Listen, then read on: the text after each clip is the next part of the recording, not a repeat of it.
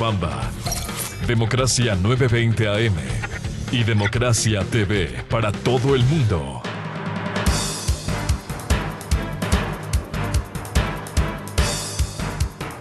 Siete 30 minutos en el territorio continental ecuatoriano, en la revista de opinión Democracia. Vamos a dar paso a un diálogo con el viceministro de Economía, José Gabriel Castillo, a propósito de la situación económica y lo último, esta expectativa que hay en el Ecuador por la búsqueda de soluciones, de manera especial a esos cerca de 6 millones de ecuatorianos que aspiran a tener algún tipo de empleo. Si bien hubo la oposición en la Asamblea, no de la Asamblea en el Pleno, al devolver el proyecto de ley de creación de oportunidades, el presidente Guillermo Lasso Mendoza, este miércoles, en diálogo con Carlos Vera de TC Televisión, anunció que ya no va a enviar el proyecto original, sino dividido en 3 partes: lo tributario, lo laboral y las inversiones. Escuchemos en resumen lo que anunciara el presidente Guillermo Lasso. Le voy a dar gusto a la señora presidenta de la Asamblea. No voy a enviar nuevamente la ley de creación de oportunidades. La vamos a dividir en 3 partes. La parte tributaria, la parte laboral y la parte de inversiones. ¿La va a mejorar? Por supuesto que voy a rectificar los errores que he escuchado de la sociedad civil. Por supuesto que sí, Carlos. Pero vamos a ver cómo actúa la Asamblea. Si la devuelve, si la rechaza, si permite un debate democrático, vamos a ver. Ese fue el anuncio del presidente Guillermo Lasso y habló de los errores más adelante, lo cual es bueno. Lo habíamos señalado en su oportunidad en la revista de opinión Democracia, por ejemplo, aquello de la indemnización en la reforma laboral, de que un trabajador que sale le pague un salario al empleador. Era insostenible, era cuestionable ese punto. Pero lo ha dicho el presidente, va a rectificarse eso y otros temas. Queremos saludar y dar la bienvenida al viceministro de Economía, José Gabriel Castillo. ¿Cómo se preparan en lo que les compete a ustedes para articular estos proyectos que en otras condiciones va a ir a la Asamblea Nacional? Muy buen día. Buenos días, Miguel. Mucho gusto estar aquí con ustedes. Igual, buenos días a la audiencia. Bueno, este es un trabajo de día a día. Como bien ha dicho el presidente, toda ley es perfectible, eso es indudable. Por eso era importante precisamente de que el proyecto de ley pueda ser discutido en el Pleno de la Asamblea, que en definitiva, ¿no es cierto?, es la representación de la democracia, ¿sí?, la representación de las fuerzas políticas, y es necesario que haya ese debate. Desde nuestro lado, ¿no es cierto?, desde el lado de Economía y Finanzas, en donde se ha venido trabajando responsablemente con un equipo muy técnico, con colaboración del Servicio de Rentas Internas también, y de otras instituciones, hemos venido recogiendo varias inquietudes de la ciudadanía, varias inquietudes de gremios, varias inquietudes de las cámaras, de tal forma de darle vida, ¿no es cierto?, a este proyecto, recoger imprecisiones que todo proyecto de ley tiene, la necesidad de aclarar algunos temas, ¿no es cierto?, la necesidad de aclarar algunos conceptos, de tal forma que no se preste a una mala interpretación en el momento que se está presentando la ley, porque en definitiva el espíritu de la ley es positivo, desde el punto de vista de una reforma tributaria que busca consolidar los esfuerzos del Estado para reducir su déficit, reformar algunos elementos estructurales del tema del esquema tributario de tal forma que permita al Estado tener mejores condiciones, presentar una mejor cara, ¿no es cierto?, ante el mundo respecto de la sostenibilidad de sus finanzas públicas, y a través de esto, asimismo, reducir los indicadores de riesgo internacional para que permitan en el futuro tener acceso a mejor financiamiento en los mercados internacionales. Este es un esfuerzo sólido, este es un esfuerzo profesional que viene haciendo el Ministerio de Economía y Finanzas con su equipo, y esperamos que en el envío de la reforma, ¿no es cierto?, se recojan precisamente todas esas inquietudes. En el trabajo que articula el Ministerio de Economía y Finanzas, ¿cómo se va a replantear estos temas? Porque va a ser primero la reforma tributaria tan necesaria para que antes de fin de año esté lista para que entre en vigor el 1 de enero del 2022. Bueno, como le decía Miguel, venimos trabajando en ese proceso. De hecho, desde el momento en que se envió el proyecto de ley, hemos tenido varias reuniones, algunas invitaciones, algunas reuniones que hemos tenido también acá en el Ministerio de Economía y Finanzas, atendiendo a delegaciones de algunas instituciones, atendiendo a delegaciones de algunos gremios, para ir recopilando estas imprecisiones o recopilando los comentarios que existan respecto de algunos elementos de la ley. También debo decir, aquí hay un compromiso muy serio, tanto del Ministerio de Economía y Finanzas en la apertura para poder recoger estos comentarios, inquietudes, observaciones que tenga la ciudadanía, como también de parte de los ciudadanos, instituciones, gremios que han conversado con nosotros. Es decir, hay un compromiso también muy claro en términos de entender cuál es la situación en la que se encuentra el país. El país se encuentra en una situación difícil desde el punto de vista económico. Muchos pensarían que porque está el precio del petróleo, ¿no es cierto?, creciendo, de pronto las finanzas públicas se están arreglando. No es así, porque venimos de un proceso difícil de déficits fiscales estructurales, venimos de un proceso en el cual hemos pasado por una pandemia.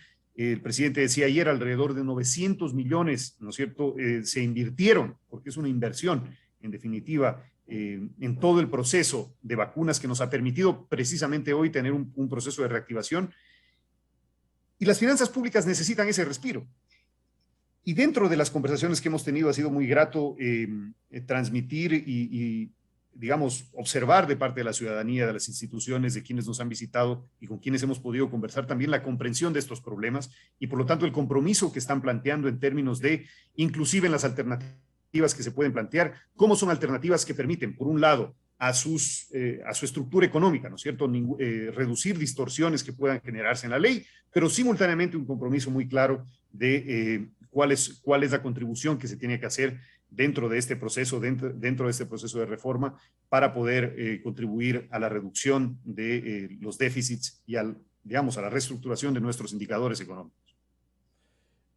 ¿Cuáles son las mayores quejas y observaciones que se han hecho al proyecto inicial que permita rectificar y presentarlo en otras condiciones?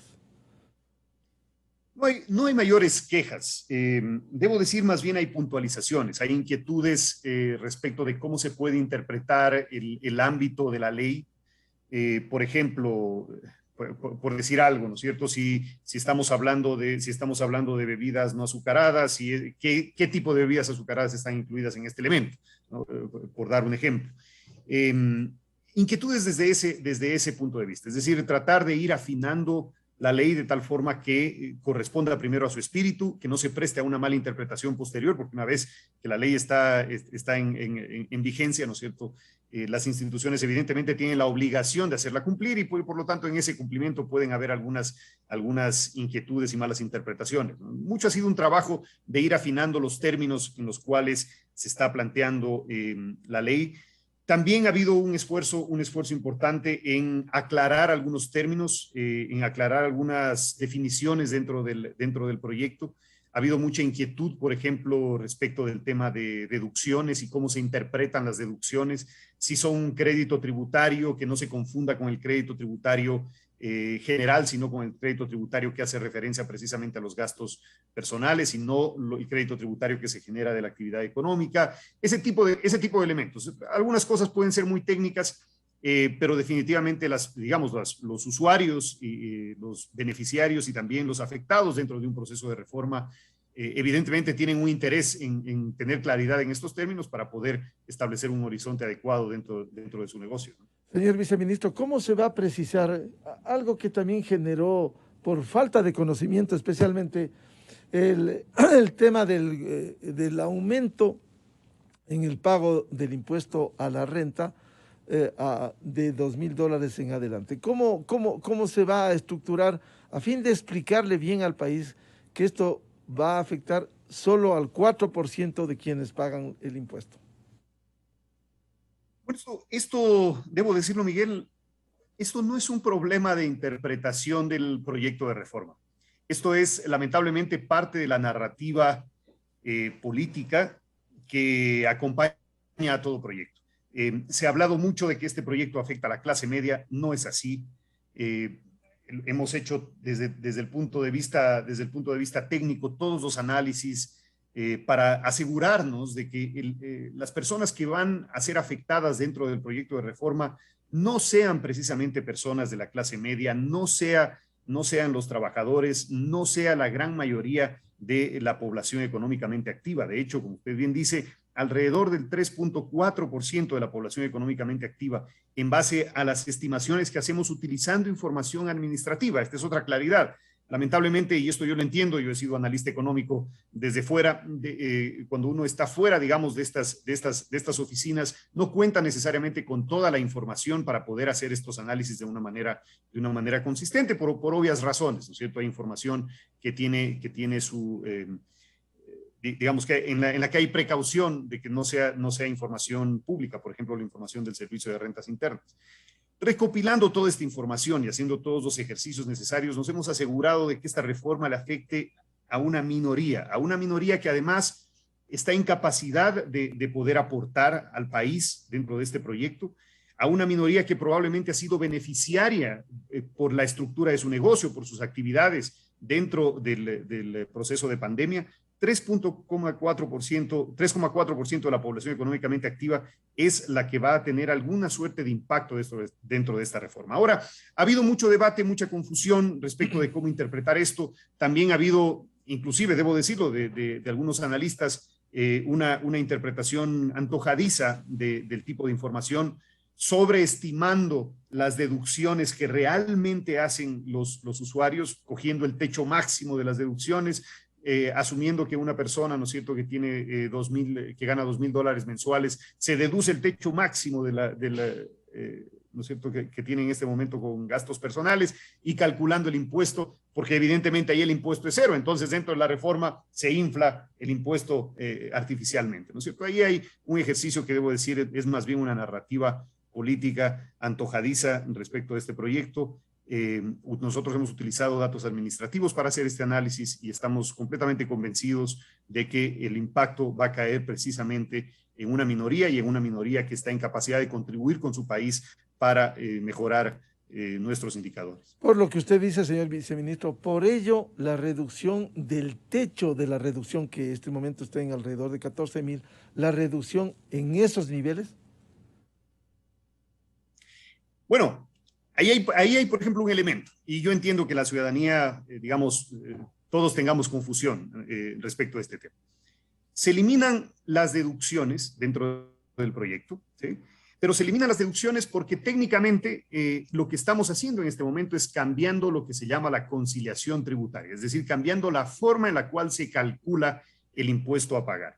Y en este momento en el proyecto de reforma, sí se utilizan los gastos personales. Entonces, se utilizan los gastos personales, pero ¿cómo? Ya no como una deducción, sino como el cálculo de una cuota, que va a ser el 10% de $5,000 para aquellos que puedan demostrar, ¿no es cierto?, que han tenido gastos personales por un máximo de $5,000, que dicho sea de paso, es el promedio de deducciones, ¿sí?, en base a la información administrativa que cuenta, con la que cuenta el Servicio de Rentas Internas. Entonces, un 10% de esos $5,000 para quienes ganan más de $2,000 y un 20% de esos $5,000 para quienes ganan menos de $2,000. Ahora, esta cuota ya no se llama deducción de gastos personales, se llama crédito tributario. ¿Por qué? Porque en la práctica este crédito tributario se va a aplicar a deducir el impuesto causado, ¿cierto? Entonces, esto es importante tener en cuenta y reconozco, digo en esto, porque estos son términos que probablemente la ciudadanía puede tener mucha confusión y tenemos que hacer un gran trabajo comunicacional también en transmitir esta información, porque el efecto de estos gastos personales, permítame Miguel para concluir, el efecto de estos gastos personales reduce en alrededor del 30 o 40% el impuesto a pagar de las personas porque se calcula en base al impuesto causado, ¿no es cierto? Y es una deducción importante, ¿sí? Mientras que antes se calculaba el impuesto causado una vez hechas las deducciones. Entonces yo entiendo, repito Miguel, este es un proceso didáctico muy difícil de transmitir, a veces inclusive entre analistas económicos, pero todo proceso de reforma tiene un proceso de transición y esperamos lograr llegar con el mensaje de una manera adecuada. Lo que usted ha dicho es muy importante, la parte comunicacional, que no necesariamente es propaganda, sino la explicación didáctica, pedagógica para que el contribuyente entienda, porque en esto a veces las redes sociales o la politiquería, aquellos políticos que andan buscando la desestabilización en el país, tratan de imponer la mentira. Por ello lo importante de la comunicación oficial para que conciencie a los ecuatorianos esta nueva composición. Ahora, volviendo al tema de la tabla, ¿será crédito tributario, ya no devolución del SRI al contribuyente? Fíjese, Miguel, esta es una de las cosas precisamente que tenemos que aclarar en el proyecto de reforma. El crédito tributario al cual acabo de hacer referencia, que reemplaza al esquema de deducciones de gastos personales, es un crédito tributario contenido en sí mismo, es decir, es un crédito tributario, es más, dentro del proyecto de ley contenido en el artículo específico, para no confundir con el crédito tributario que viene, por ejemplo, acumulándose por exceso de retenciones, por ejemplo, que haga el SRI a las personas naturales. Ese crédito tributario es sujeto de devolución. El crédito tributario al que hace referencia este artículo, ese no es sujeto de devolución. Entonces, fíjese usted, este es precisamente uno de los temas que tenemos que aclarar en el proyecto de ley para que quede claro y no se genere esta confusión. Vea lo importante de la explicación, porque muchos pueden presumir que como tenían gastos personales altos, generalmente cada año se le devolvía. Eso va a seguir intocado. ¿A quién lo descuentan, lo debitan el IVA, para decir algo? O paga en demasía lo que en relación de dependencia le retiene la empresa jurídica. Eso sí se va a seguir devolviendo a quien le retuvieron más y puede reclamar al SRI la devolución luego del ejercicio fiscal. Por supuesto, por supuesto. Esto es parte, fíjese usted, de la claridad que se necesita en el proyecto de reforma.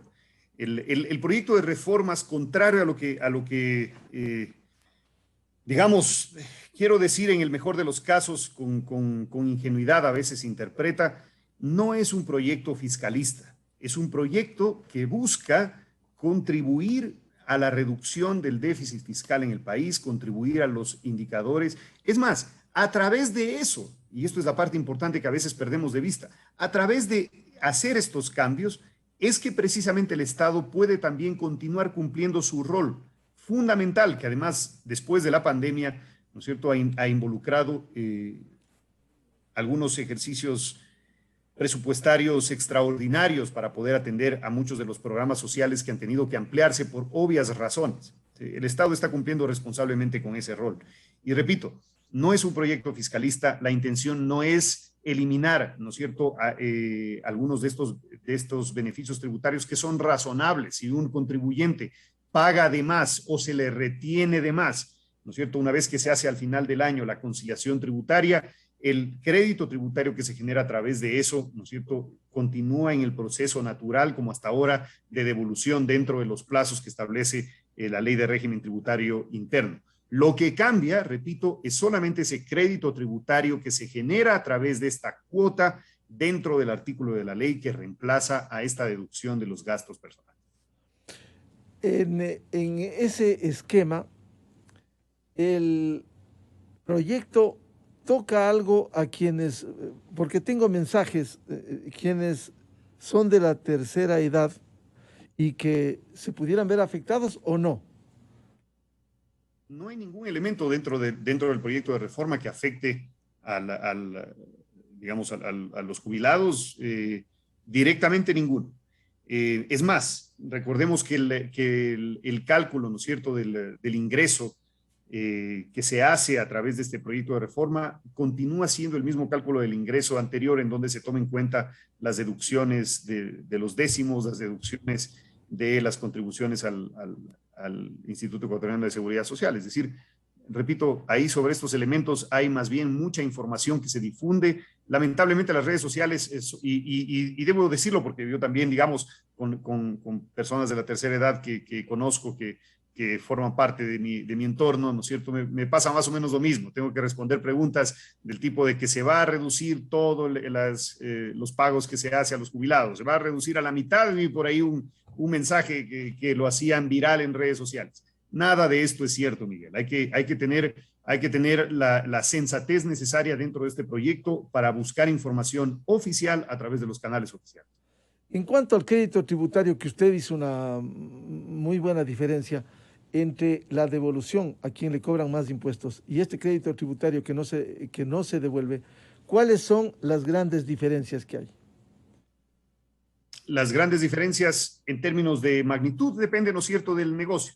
Es decir, depende por dar un ejemplo, hay muchos contribuyentes, ¿sí?, que por el tipo de institución en la que trabajan, por ejemplo, una institución pública, digamos, ¿no es cierto?, se les retiene directamente el 10% de su ingreso en el pago que se hace de su salario, ¿no? Si al final del año se venía haciendo la conciliación tributaria, ¿no es cierto?, y se determina que hay un excedente de pago, es decir, que no debió caer en el 10%, sino que debió pagar solamente un 8%, ¿sí?, y se hace ese cálculo, el SRI tiene la obligación de devolver ese ejercicio. La diferencia, repito, Miguel, es que el crédito tributario que se calcula específicamente dentro de este artículo, que reemplaza a las deducciones personales y que se deduce del impuesto causado, es decir, 10% de un máximo de 5,000 para quienes ganan más de 2,000, o 20% de un máximo de 5,000 para quienes ganan menos de 2,000, ese crédito tributario no es sujeto de devolución. Hay otros temas que queremos plantearlo al señor viceministro de Economía, José Gabriel Castillo. El tema del plan para cobrar a los evasores. El presidente Lasso ha hablado mucho de esto. Están identificados los evasores. ¿Cómo lograr articular desde la política de las finanzas públicas con el cobrador, que es el SRI? Bueno, el SRI es una institución, primero debo decirlo, es una institución muy sólida, es una institución que ha venido sistemáticamente cumpliendo su rol desde su formación. Es una de las instituciones, diría yo, más confiables en ese proceso. El SRI viene trabajando ya en la firma, es más, en este año se han consolidado algunos acuerdos de transferencia de información fiscal y de transparencia fiscal. Hay un foro global de transparencia fiscal al cual el SRI en este momento está adscrito y en donde hay esfuerzos internacionales por intercambio de información. Y esto es muy importante porque en este momento el SRI ya está recibiendo información de otros países en donde tenemos ecuatorianos, ¿no es cierto?, que viven en estos países y que tienen, por supuesto, patrimonios, también de ecuatorianos que viven en el Ecuador y que tienen patrimonios fuera del Ecuador.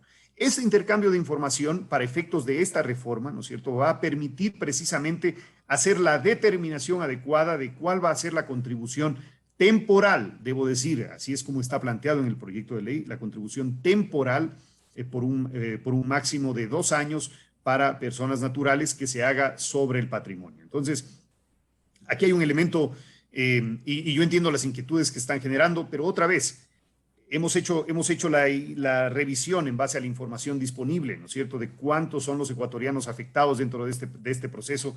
Menos del 0,5% de los ecuatorianos, de la población económicamente activa, tiene o cumple las condiciones que están establecidas dentro del proyecto de reforma para hacer una contribución con su patrimonio, que además, debo decirlo, esto es un proceso progresivo que está plasmado en la ley. El espíritu de la ley es, en ese sentido, ser justo, ¿no es cierto?, y no tocar a quienes no están en capacidad de contribuir con esos recursos.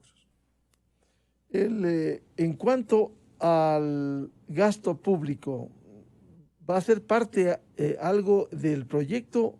Porque uno de los reclamos que se ha venido haciendo en el Ecuador es el excesivo gasto público, por un lado, y por otro, la falta de la calidad del gasto. ¿Cómo se va a articular esto? Dice Miguel, aquí hay una confusión que escucho siempre sobre este tema. Un proyecto de reforma tributaria, ¿no es cierto?, no tiene por espíritu y por instrumento el objetivo de corregir los problemas del gasto público. Al contrario, se hace una reforma tributaria para ajustar los elementos que están relacionados al ingreso tributario. Sin embargo, y esto está plasmado no solamente en el programa económico, sino también en los compromisos que ha establecido el gobierno ecuatoriano con los multilaterales, ¿no es cierto?, que nos ha permitido también tener abiertas algunas líneas de crédito para financiar las actividades que tenemos del Estado. Como parte de ese proceso de consolidación de todo el proceso en el programa económico, 3/4 partes están enfocadas en el problema del gasto. Es decir, en la reducción de lo que se denomina el gasto tributario, es decir, se reduce, es más, eso sí se corrige, aquí hay un elemento importante, esto sí se corrige en parte en el proyecto de reforma tributaria, eliminando aquel gasto tributario que acaba siendo distorsivo dentro de la economía, con, digamos, agentes económicos que tienen alguna suerte de ventaja o beneficio tributario derivado de lo que sea, derivado de acuerdos previos, derivado de la tradición inclusive. Estos elementos se corrigen dentro del proyecto de reforma, pero 3/4 partes de todo el proyecto, de todo el proceso de consolidación del programa económico en los 4 años vienen precisamente de correcciones en el lado del gasto, ¿no? Y esto va desde el punto de vista de la reducción del gasto tributario, como decía, va desde el punto de vista de mejoras en la eficiencia en el trabajo de las instituciones para ir identificando qué tipo de programas o proyectos son fundamentales, ¿no es cierto?, dentro del plan anual de inversiones, ir identificando si estos son pertinentes, ¿no es cierto?, si tienen un grado de prioridad e ir ajustando los elementos en donde definitivamente se puede ver que no hay un objetivo claro o que no son recursos que probablemente tengan esa prioridad.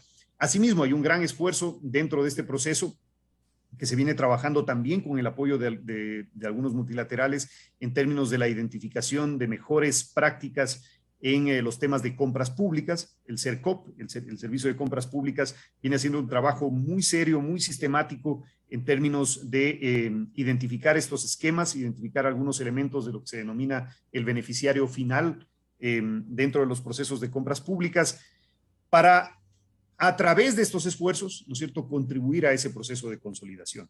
Apenas 1/4, Miguel, de ese proceso de consolidación viene del lado de la reforma tributaria. Así que este debate de que no se está haciendo esfuerzos desde el punto de vista del gasto, como digo, viene más probablemente del mal entendimiento de qué es lo que puede y qué no puede hacer un proyecto de reforma tributaria. Pero hemos escuchado a economistas muy competentes como el economista Jaime Carrera, secretario técnico del Observatorio de Política Fiscal, que señala sigue siendo alta, por ejemplo, la carga de salarios en general en el sector público, cuando en algún momento se llegó a cerca de 10.000 millones anuales.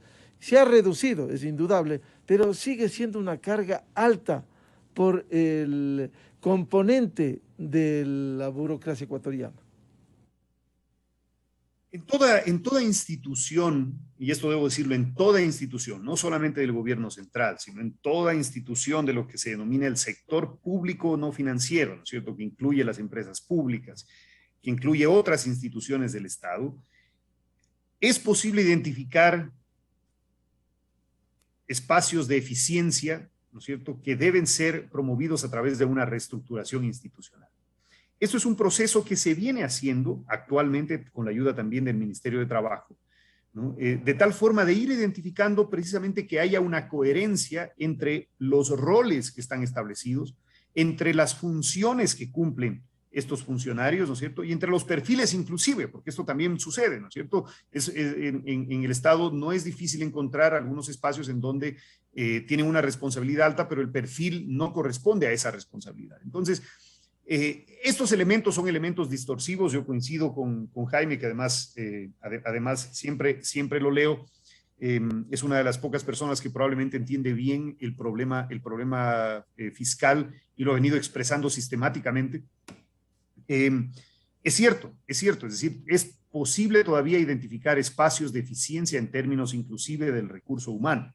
Ahora, debe quedar claro que lo que estamos observando en el proceso de consolidación en el que estamos embarcados, no necesariamente se va a observar en términos del número, o mejor dicho, del monto, porque cada año usted tiene un reajuste, inclusive por los escalafones que tiene el personal dentro del sector público. En otras palabras, usted puede mantener exactamente el mismo tamaño del Estado con el mismo personal y cada año tener una inercia de un crecimiento en el ajuste de estos salarios. Es más, cualquier ajuste que se haga al salario básico unificado va a tener un impacto fiscal que además lo tenemos que identificar adecuadamente. Entonces, ya solamente resistir a esa inercia es un gran esfuerzo que viene haciendo el Estado. Pero otra vez, esto no significa, porque hay mucha discusión también sobre que el tamaño del Estado es muy grande, ¿no es cierto?, y que se tiene que reducir. No, se trata de identificar cuál es el rol que debe cumplir el Estado, cuáles son las funciones fundamentales y ahí enfocarse.